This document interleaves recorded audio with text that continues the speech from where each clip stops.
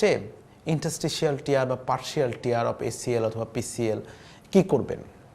দেখুন, আমি একটা কথা আমার ভিডিওগুলোতে আপনারা দেখবেন, আগেও আমি বলেছি যে সব লিগামেন্টের কিন্তু ইনজুরি হলে সার্জারি লাগে না।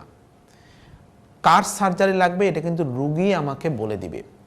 যখন রুগীদার পার্শিয়াল টিয়ার বা ইন্টারস্টিশিয়াল টিয়ার হচ্ছে, রুগী খেলোয়াড় না, নর্মাল লাইফ লিড করেন, সেসব কন্ডিশনে যদি রুগীর সিমটম অর্থাৎ লক্ষণ কম থাকে, কি কি লক্ষণ? যেমন হাঁটতে গেলে হাঁটু ঘুরে যাওয়া, কিংবা হাঁটুর ওপরে অথবা নিচের মাংসপেশি শুকিয়ে যাওয়া, কিংবা হাঁটু লক হয়ে যাওয়া, অথবা সিঁড়ি দিয়ে উঠতে নামতে গেলে ব্যথা, এগুলো যদি কম থাকে এবং রুগী যদি ফিজিওথেরাপি অথবা ব্যায়াম করে ভালো থাকে, সামান্য কিছু ওষুধ খেয়ে ভালো থাকে, তাহলে কিন্তু অপারেশন লাগে না।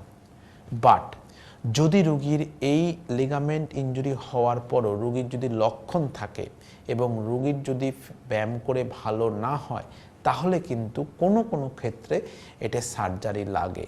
না হলে পরবর্তীতে যেটা হয় যে রুগীর হাড়ের মধ্যে একটু ক্ষয় সৃষ্টি হয়, যা পরবর্তী জীবনে তার ভোগান্তির কারণ হতে পারে। তাই আমি আপনাদের পরামর্শ দিব, যারা পার্শিয়াল টিয়ার অথবা ইন্টারস্টিশিয়াল টিয়ার অফ এসিএল অর্থাৎ হাঁটুর লিগামেন্টে অল্প ছিঁড়ে গিয়েছে, তারা কোনো অর্থোস্কোপিক বিশেষজ্ঞ অথবা অর্থোপেডিক সার্জনের সাথে যোগাযোগ করেন, সেই অনুযায়ী পরামর্শ গ্রহণ করেন এবং পরবর্তী জীবনটা ভালোভাবে কাটান। হাড় সমস্যার যে কোনো সমাধান জানতে ইউটিউবে ডাক্তার দিবাকর সরকার নামে আমার একটি চ্যানেল এবং ফেসবুকে আমার একটি পেজ রয়েছে। আমার চ্যানেলটি সাবস্ক্রাইব করুন এবং আমার পেজে লাইক দিন।